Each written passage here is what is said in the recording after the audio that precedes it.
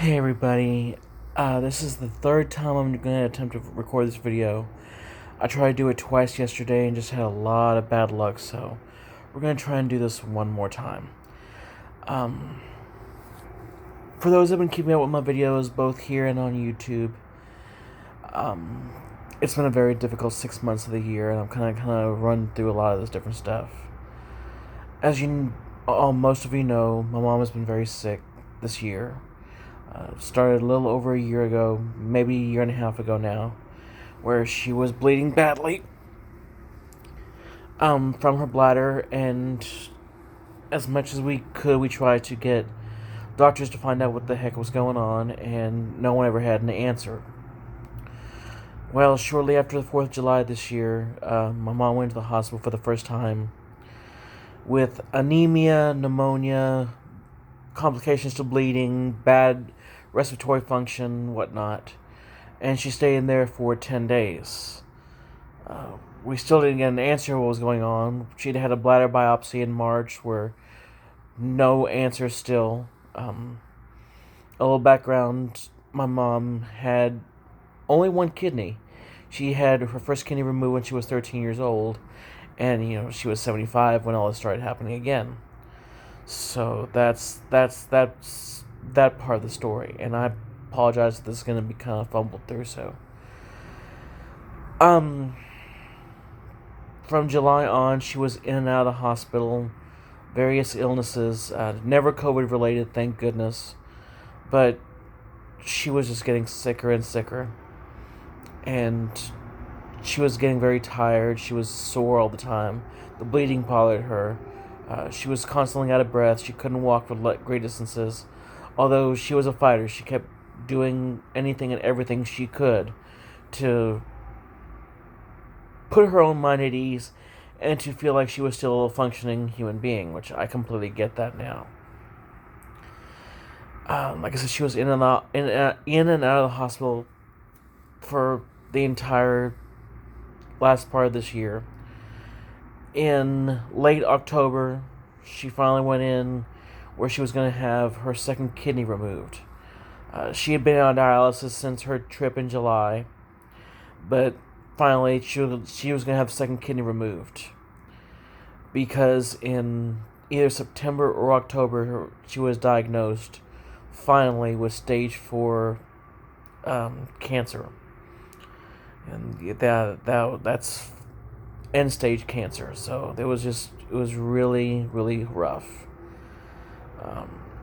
She went in to have her second kidney removed on November 7th of this year, and I found out a few days after the fact that after the surgery she actually had to have CPR performed on her because she nearly passed away. But she's a fighter, so she kept going and going, and she made it out with that, so I'm very thankful for that. Throughout November, she was in and out of the hospital still. Always pain, anxiety, shortness of breath, whatever else. The bleeding stopped when, of course, she stopped urinating, so no kidneys, no urination. Dialysis was killing her. She just absolutely hated going to dialysis any and every time she had a chance. She was scheduled 3 days a week, and probably from July on, if she went 3 days in 1 week, it was a miracle.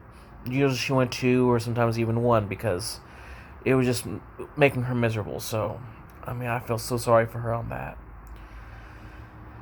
Again, through November, she was in and out of the hospital still. We didn't even really have Thanksgiving. She had gotten out of the hospital a few days before Thanksgiving. I think maybe the Wednesday before. She went to dialysis Thursday on Thanksgiving, and she was back in the hospital by Friday. So that Thanksgiving was kind of blown. She was in the hospital again till the next Wednesday, and then by Friday morning she was back in the hospital. She was not able to make it. That was gonna be her last trip to the hospital. She was in there for another, I think, 5 to 7 days. And please forgive me, I'm trying to keep all these dates together. I believe on the 7th 6th. It was Sunday the 6th. Um, when she was in the hospital, I usually called her a couple times a day just to make sure she was okay and how she was feeling and if she needed anything. So either me or a family member could go, take her what she needed. But she asked me on December 6th, okay, I need your opinion. Do you think I should go ahead and do the chemo to try and remove the cancer, or do you think I should come on hospice care? And I told her straight out, so that's not my decision to make. I said, but whatever decision she was going to make, I was going to support her 110% and be there for her no matter what. And I didn't know at that point that she had almost already made her decision. So when I talked to her the next morning, which was Monday the 7th, she informed me that time that she was going to discontinue dialysis and she was going to come home to hospice care and that they were going to cover everything. So the end was imminent. On the 9th, she came home, and the first thing I want to do is I want to shout out Traditions Hospice Care. They were amazing to both me and my mom. They came and brought her all the equipment she needed, like a hospital bed, hospital tray, oxygen tank, things like that. So she could still be as functional as she needed to be, but she was going to have all the help she needed. And we were going to have a hospice nurse coming in one day a week just to make sure she was okay and, make sure her medicines were good and, make sure I was okay. But I felt horrible. I didn't want anyone to take care of me. It was my job to take care of my mom. She was still up and mobile from the 9th, although when she came home on the 9th, she didn't realize it, but that was the last time she was ever going to leave the apartment. We were doing well. She was still mobile. She was still functional, somewhat. She would get really tired really quickly, and of course, she would go lay down, and I would do everything I could. I actually cooked for her, and made her meals and helped her with whatever she needed. She was eating very little. She was not in a lot of pain, so that was the miracle. I'm glad she was not in a lot of pain. It was just very, very weird to see her. We fast forward to the 14th, 15th, and hospice decides that she's no longer going to need a one day a week nurse, or once a day nurse. I'm sorry, please forgive me. She was not going to need a once a day nurse. She was going to need 24-hour nursing care, because they were informing me that she was not going to last. The original diagnosis was a month and a half, and it was nowhere near that. Again, that was the 15th. She had a hospice nurse come in. She was there 24 hours a day. We had one. They were running on 12-hour shifts, so one was here from 8 a.m. to 8 p.m., and the next one was from 8 p.m. to 8 a.m., so I was able to get some rest, but I still did a lot of everything for my mom. On Friday, the 18th, I was woken up at 2:30 in the morning, and the hospice nurse says that my mom was fading and she was not going to make it very much longer. Of course, I get up really quickly. I go check on my mom, and she was just breathing very hoarsely, and she was not in pain. That's one thing that hospice nurses kept informing me. She was not in pain. She was not in pain. But she was kind of breathing kind of raspy, and I made sure and gave her a big hug and a big kiss, and made the sign of cross for her, and I said that it was okay for her to go, that we were all going to be here for her. And I came back to my room, and the first thing I want to do is I want to apologize to everyone I called at 2:30 in the morning. I'm going to make several shout outs in this video, so please forgive me on this. Of course, my brother and my sister-in-law, my brother and sister-in-law, I'm going to kind of explain that later on. My brother and my sister-in-law, Raul and Lauren, I'm sorry I woke you up at 2:30. Candy, I'm sorry I woke you up at 2:30. My cousin Rosie, I woke her up at 2:30. I messaged a few other people, including friends and family. Two people in particular that I woke up at 2:30 in the morning. Well, sort of. One was my friend Rebecca, who lives up on the East Coast, and I messaged her, and I messaged another friend of mine that I talk to very rarely, but still he's considered a very, very good friend of mine, and I'll never be able to thank him. Shane Judo, or he always goes by Judo. That's his handle online. And we all have our handles, especially in the magic community. Um, like everyone knows, my name is Mesmerheart, or Mezzy, or Mesmez, or Hypno, or Blind Hypno Dragon. I have so many different handles, but I talked to Judo. He actually called me, and he lives in Australia. So it was, I think he said it was 8 p.m. his time. So we actually talked for about 20, 30 minutes, and it was nice talking to him. And then shortly after I talked to him, Rebecca gives me a call out of the blue, and we talked for another 45 minutes, which was amazing. They were both so comforting and so wonderful, and for that I can never thank either of you enough.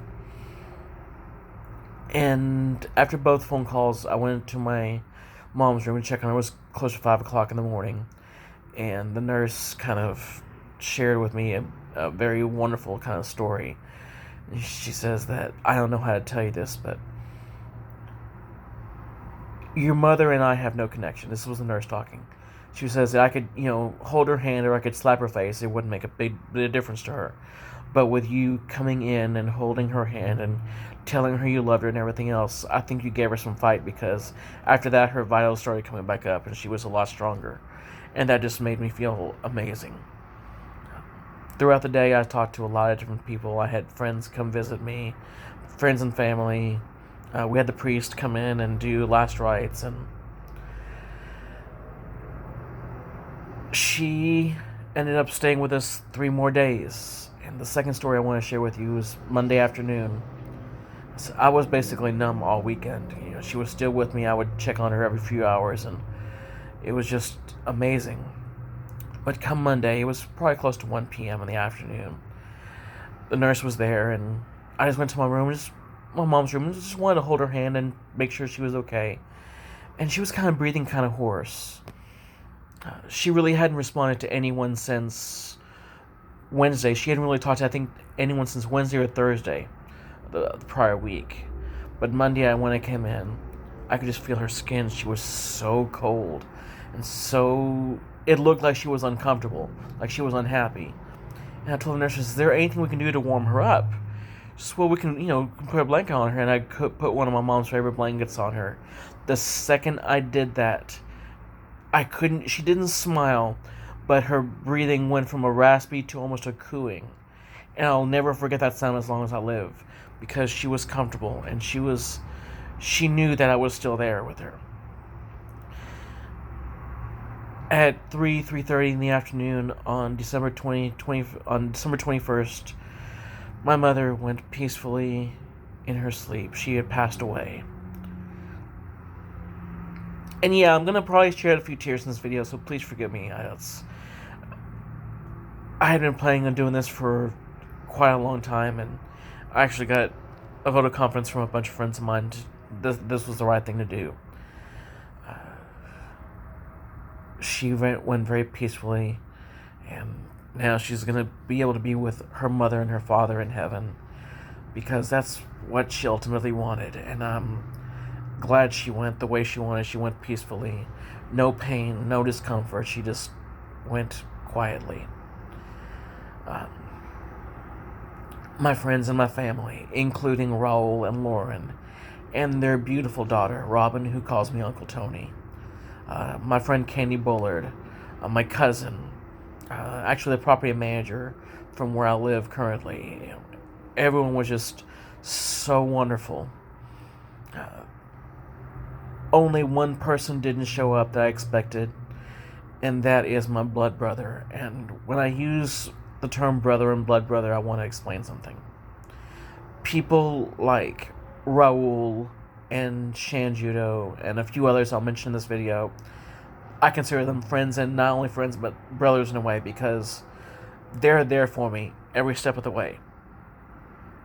People like my blood brother are not and have not, and that's okay, because he made his choice. He did not come see his mother on her deathbed, and I can be a little bit mad about it, and I will eventually forgive him for it, but that was his choice. And as painful as that was, I'm hoping and praying my mom did not hold on just for him. But I think that she just wanted to make sure ultimately that I'm going to be okay. And I am. She gave me her strength. She gave me her courage. She gave me her tenacity, my stubbornness. Everything I got good from her. And I just want to say in this video at this point that I am going to miss her terribly. She has been a part of my life all my life. Even when I wasn't living with her, I would call her 3-4 times a week just to tell her hi and tell her I loved her and see how she was doing, and she would see how I was doing. So it was always one of those very close-knit relationships. On top of everyone else I've mentioned in this video, there's a few others I want to, say thank you to. First and foremost, the Magic community, who has been amazing for me. People like Judo, people like Rebecca, my friend Cinder Shadow, who lives in Canada, Jay the Filthy Casual, Canada, Trashfire, Canada, Kyle the Stone Monkey, somewhere in the United States, I believe it's Michigan. Forgive me if I'm wrong, Kyle, but all of you have been amazing with me throughout this, and I can never thank you enough. I do Magic videos mostly on my YouTube, so this video will be posting on Facebook and YouTube, like I mentioned. But something I started a few years back when the Magic community was really, really tight, I would always make my videos and I would always preach the phrase, "We are community." And I haven't really used that phrase in a very long time, because I've kind of, in the last year and a half, I haven't had a lot of time to do Magic type videos. I've been busy with other things in my life. But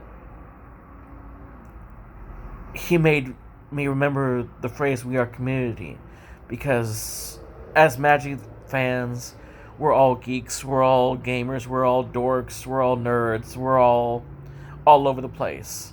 And the game that we play, Magic the Gathering, it's what that is. It's a gathering.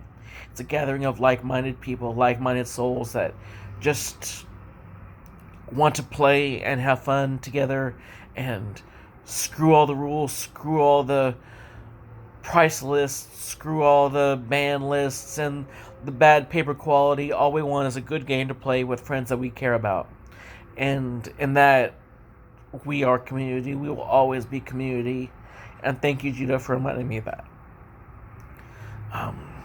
A lot of my friends local here, that I've mentioned a few of them, but of course Raul and Lauren and their beautiful daughter Robin, my friend Zelda, my friend Ramiro. I'm going to forget some people here in the Houston area. Please forgive me if I do.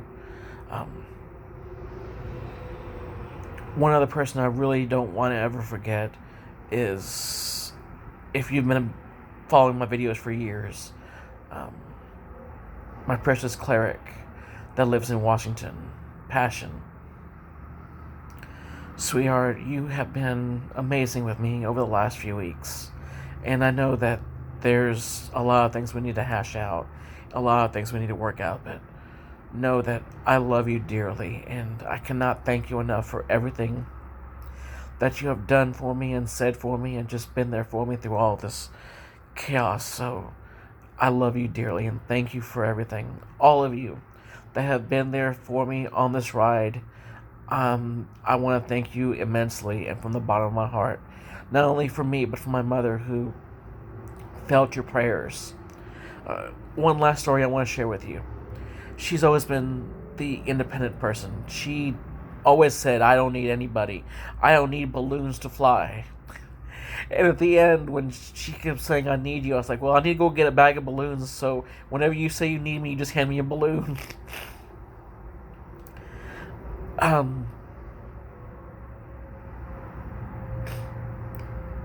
I actually completely lost my train of thought on that, but I'm just glad I had her in my life. And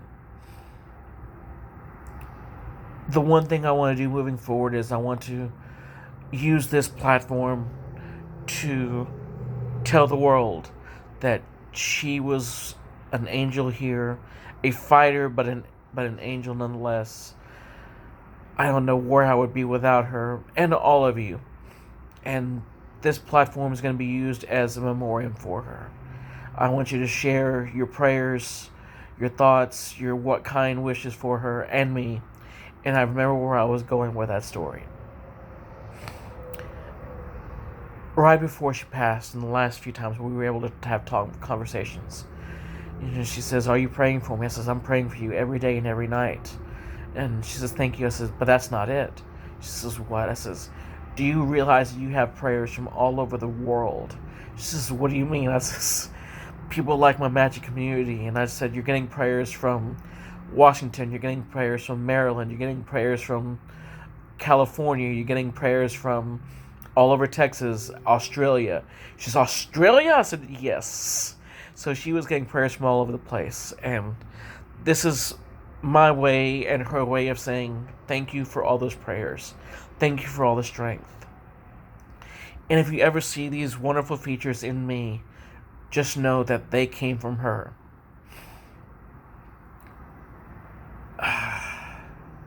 I know I'm going to miss a lot of stuff in this video, and I'm going to forget to say a lot of things, but that is the main premise for this video. If you're watching this on YouTube, I want you to know that I do have a couple of Magic the Gathering surprises coming in store early next year. I am also planning on moving at the end of January, early February. I have a place kind of in mind. I might have to get on a waiting list. It might be a couple of months, but that is my next goal. I think it's going to be an amazing move once I get there. I'm going to share details down the line, but the Magic videos I'm going to be making next month, I'm going to try and make at least 1 up to 3 are going to be a couple of box openings and maybe showing off a little bit of my binder and kind of letting you know what I've been collecting and what I've been working on. So, with all having said that, I want to thank you all for watching this video. I love you all deeply. Together, we are community. In memory of Virginia Lopez. Thank you.